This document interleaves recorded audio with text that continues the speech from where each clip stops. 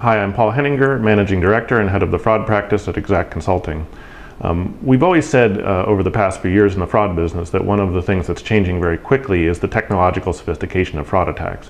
In a couple of recent attacks, there's been evidence that the rate of change, that the degree of technology involved in fraud attacks against financial institutions is increasing ever more rapidly than before. One attack that was reported recently by McAfee combined a number of traditionally technically sophisticated attacks into one that was extremely sophisticated.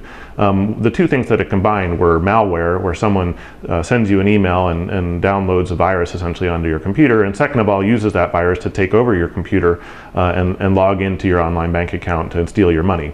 The main difference with this attack was the degree of automation involved. First of all, a very large volume of computers were taken over.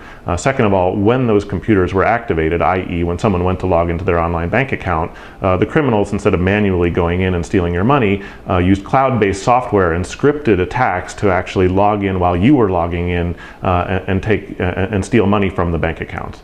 The third thing that was very interesting is that the scripts were designed to look for a number of very specific things. First of all, they were designed to attack very specific banks and had mapped out exactly where they needed to go in the website to steal the funds and wire them to mule accounts that the criminals had set up in other banks.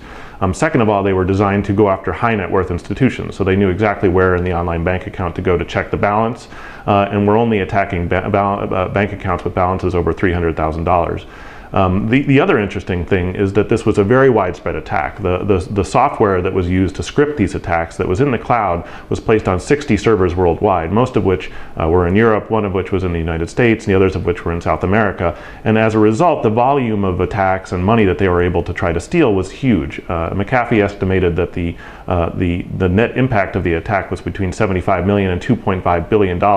Most of the attacks were successful, and so the criminals, by using highly sophisticated technical means, which are very common today in legitimate technology and business practice, i.e. cloud computing, scripting, automation, mass distribution of software, etc., were able to take the level of attack well above what it had historically been when criminals were limited by the number of people that could be sitting there trying to steal your money at any given time. If in fact this trend continues, banks need to be more prepared than ever to react quickly to changing forms of attacks that look much more like legitimate behavior, that target specific types of customers, and this will involve a significant extension of the existing defenses that have been put in place over the last 5 to 6 years.